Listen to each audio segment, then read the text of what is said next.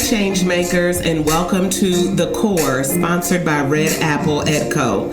This is your Everything Education podcast. We talk about current events, books to read. We interview education leaders, hear their stories, learn from their biggest lessons, and they share what they wish you knew about what it means to be in education today. I'm your host, Dr. Kia Turner. Buckle up for small seeds of inspiration that can lead to big changes in your classroom practice. Let's take a bite out of today's guest. Back when you're doing everything that you know to do and are still not being given additional support and are still being held responsible for outcomes. So at this point in my education career, I'm a Hollaback teacher, okay? Because I feel like I'm at a point where I have to advocate for myself and my development needs, and you know what? You may need to do the same, okay? So bear with me because I'm also a person who enjoys just a good old jam, and I use it throughout this presentation to speak to the point that I want to make. Let's see if this works. Did it work? Look, I pushed the clicker thing. Push it again. Whoa, whoa. Okay. I got you. Thank you. Yep, just slide to the next one. And so, what caused me to go here is I thought about being a first-year teacher. And actually, I talked to some of you yesterday who were first years. Did you work? Let's go to the next slide. Okay, yep, stop right there. Thank you.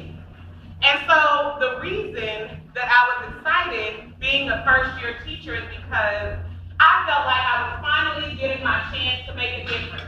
I had already worked in what I call the pre-teacher professions, right? I had worked at Boys and Girls Club. I had done like before and after school lit care. I'm the oldest of like 3 of the kids. I felt like I've been watching kids for a while. So I was excited to get the opportunity to finally be in my own classroom. Can you go to the next slide? I don't know what happened to that song. That's okay. Thank you. What I found was this. So at the top of these slides, I have quotes that stick out in my mind when I think about my education experience. Soft as medicated cotton is my first year. I worked at a school where I did not receive any professional development. So I'm fresh out of college, bright-eyed, bushy tail. We didn't have professional development, period. I was given a mentor teacher. Unfortunately, my mentor teacher believed development was coming in my room, making a list of what I was doing incorrectly in front of the kids, leaving that list for me to look at later and walking out. Okay? Wow. I took everything I learned from working at Boys and Girls Club and was like, everybody in my class needs to line up. Everybody take a seat. It wasn't at all classroom management that I didn't know. I figured out what I knew about how to plan lessons from how to engage with kids I'd worked with before. Not because I received any help with managing those lessons. Eventually, click again. Next slide. Did it work? I quit. That's me running away like Jackie joined the curtain. And so, that first year, I worked at 2 different buildings. The first one had absolutely no professional development. I'm fresh out of college, didn't know what to do.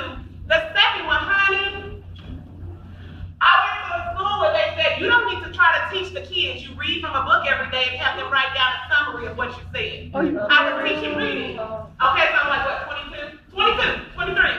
Teaching reading, they're like, you don't gotta do that. Read and have them write a 1-paragraph summary. Your goal is to keep them in the seat. And that's what I was told by my mentor in that building, which also didn't have professional development. So I had a hearing. I decided that we needed to talk about community issues and have my kids talk about gangs in Kansas City. It was a big thing. Tookie Williams was on death row at the time. I've always been a teacher who talked about current events, popular culture, tried to weave it in. Did I tell you I was secondary? That's what I did. I had a parent say, why are you talking about this? My son is soft as medicated cotton in here, and you got him talking about gangs and stuff and looking around his neighborhood. He had need to learn about that. And I thought, I'm soft as medicated cotton too, ma'am. I got to teach you a child, and I don't have any help either. So year 1 left me with a few takeaways. Number 1, teachers need professional development because it helps them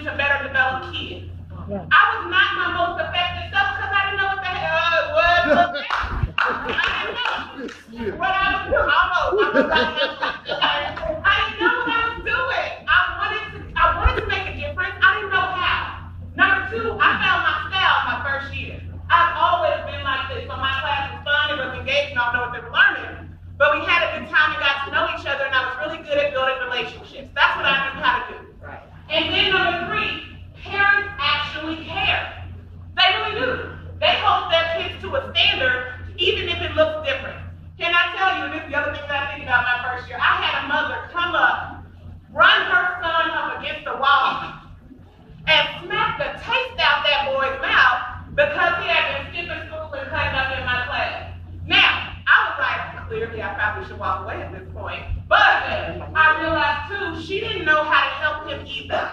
She was just trying to make sure that he graduated. And that's what I wanted to do as well. Okay, let's do the next slide.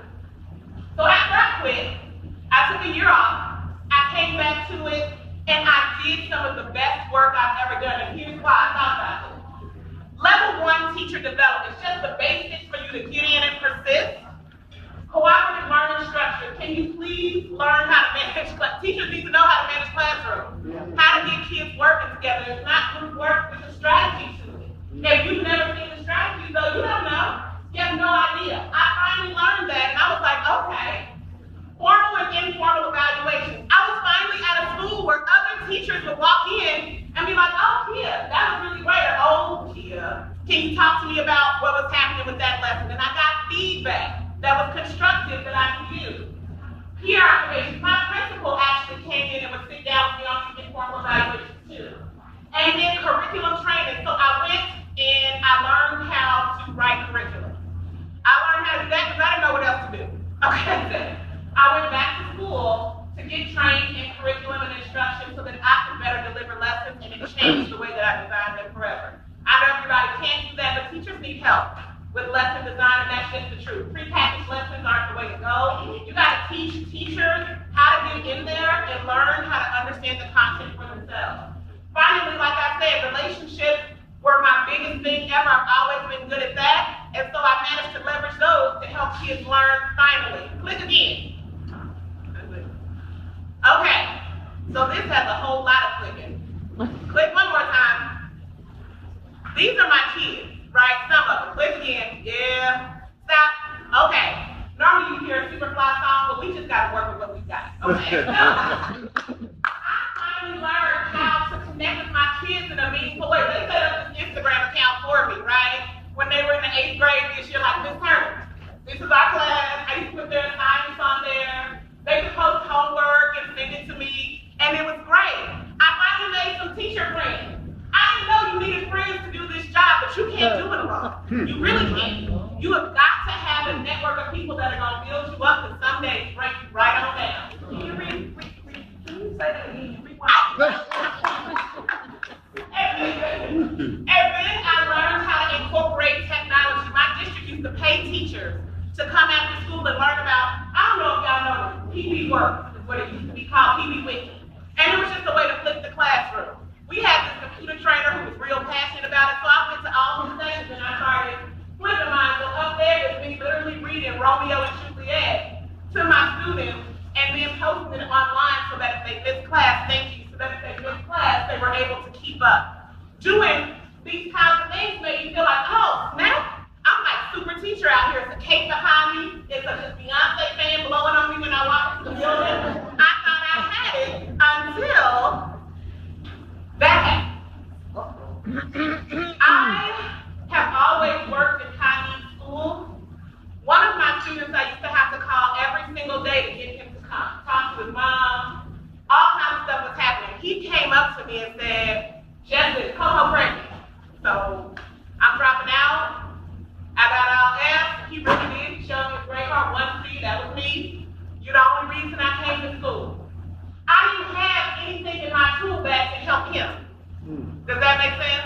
And that hurt. That hit me really hard. Because here I am doing all my teacher stuff. How do I end up with a kid who's dropping out? We go into the same PD. Me and all of my teacher friends, the rest of the staff, why aren't these interventions enough? And I couldn't think of what to say to get him to stay, and the boy walked right out the door. So I decided to go and develop myself. I started going to educator meetups. They have this thing in Kansas City called the Lean Lab Education, where teachers get together once a month, and we talk about problems of practice, we get solutions, we get resources. I got on Twitter. On Twitter is where I found people talking about the same kind of stuff I was talking about and offering solutions I hadn't even thought of. I also started going to Ed Camp. Educator Alexander, shout out, okay? Throw one of the best I've been to, okay? And I found out that that was a place where I could just say, hey, I don't know what else to do. I'm teaching my guts out. I'm calling parents. I'm building kids up, and they're still leaving. What else can I do? Finding these kinds of resources made all the difference to me. I also added great school visits up there, because sometimes you see other schools. Not in my district, y'all. Not in other places. Other places, just 2 hours away, an hour away, just in the suburbs, because I live and work in the city. But just somewhere different to find out how else to get this work done. And when I tell you, choosing to develop myself changed my educational life, that's exactly what happened. And that's what I'm talking to you about today in my session. You don't have to wait for somebody else to give you permission to be great. You go ahead and you seek out the opportunities that you need, and the doors are going to open. You are responsible for developing you. You don't got to wait for somebody to get on board that train, honey. You start driving. People going to catch up. They will. They're going to catch right on up when they see that you are doing something differently and getting a result that they did not expect. You going out there and find out what's new and what's happening and use it in your room. You're the most powerful seat in the education system as a classroom teacher. Period. You are driving the future. Now go ahead and make sure that you done took some new lessons. Do. So, this also happened. So I go and I develop myself. I still feel like I'm doing great. I had these two things. After read to pass the driver's test. That's why I can't get no license. What the whole? What? This student, 12th grade. You in the 12th grade and you can't read? I knew that the child struggled, but you could not. Didn't have a license riding, bird, and I don't know if they let me do it. Okay, just out here, trying not to get arrested. Can't read, so I can't pass the test. 9th grade. It's too late for me, Miss Turner. I'm going to jail. It's too late. I'm like, come on, we can help you. We got to figure this out. You just come on to school. Let me talk to your mama. Why wasn't you in school yesterday? Let's figure this out. It's too late. It's too late for me. And didn't he go right to dad off jail? Okay. So, my point is, there's still work to do.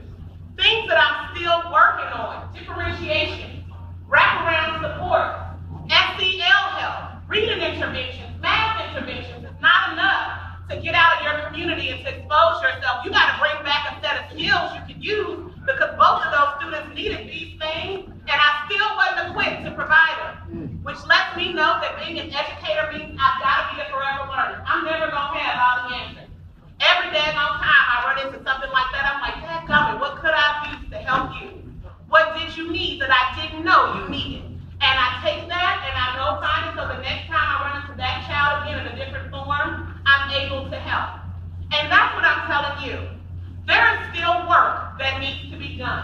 Don't feel like because you got your bachelor's, master's, specialist, doctorate, you done learned all there is to know, you done been in the game a long time. You are always able to push the envelope as an educator, and you have a responsibility to do that. Because the kids are changing, the times are changing, which means we can't stay stagnant. You need to be a Hollaback teacher. If you need some support, Hollaback. I don't know how you need me to get that done, but if you give me some resources, then I'll go ahead and use them. Hollaback, you asked me to do a whole bunch of stuff. Can you tell me what that's going to look like? Can you send me to this conference? Can you give me these strong 2 days off so I can go ahead and look great? You can go ahead and advocate for yourself so that you can be the educator that you set out in your first year to be. And that's my goal for you. Thank you. That's all we have for today. Thank you for listening to The Core. Wherever you are listening to us, be sure to like our show, subscribe, and share the episode that's meant the most to you. We appreciate every single one of our subscribers, as do our sponsors. We look forward to seeing you next week. You can also check us out on YouTube at Red Apple Edco. If you'd like to see more video of these conversations, we have them posted there.